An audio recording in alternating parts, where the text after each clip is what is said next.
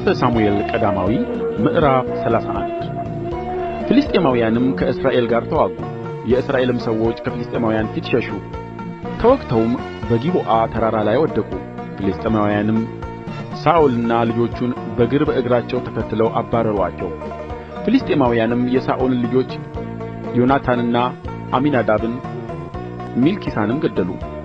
ሰልፍም በሳኦል ላይ ጠነከረ፣ ቀስተኞችም አገኙት። እርሱም ከቀስተኞቹ የተነሣ እጅግ ተጨነቀ።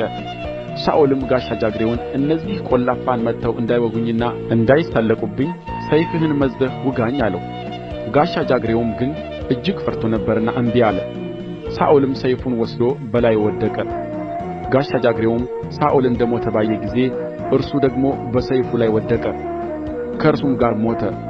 በዚያም ቀን ሳኦል፣ ሦስቱም ልጆቹ፣ ጋሻ ጃግሬውም፣ ሰዎቹም ሁሉ በአንድ ላይ ሞቱ።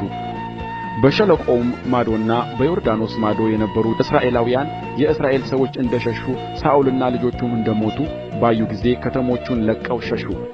ፍልስጥኤማውያንም መጥተው ተቀመጡባቸው። በማግስቱም ፍልስጥኤማውያን የሞቱትን ለመግፈፍ በመጡ ጊዜ ሳኦልና ሦስቱ ልጆቹ በጊልቦዓ ተራራ ላይ ወድቀው አገኙአቸው። የሳኦልንም ራስ ቈርጠው የጦር ዕቃውን ገፍፈው ለጣዖታቱ መቅደስ ለሕዝቡም የምሥራች ይሰጥ ዘንድ ወደ ፍልስጥኤማውያን አገር ሁሉ ሰደዱ። የጦር ዕቃውንም በአስታሮት መቅደስ ውስጥ አኖሩት፣ ሬሳውንም በቤትሳን ቅጥር ላይ አንጠለጠሉት።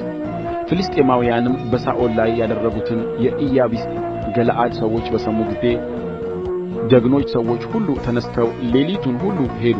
የሳኦልንም ሬሳ የልጆቹንም ሬሳ ከቤትሳን ቅጥር ላይ አወረዱ፣ ወደ ኢያቢስም መጡ። በዚያም አቃጠሉት፣ አጥንታቸውንም ወሰዱ፣ በኢያቢስም ባለው በአጣጡ ዛፍ በታች ቀበሩት። 7 ቀንም ጾሙ።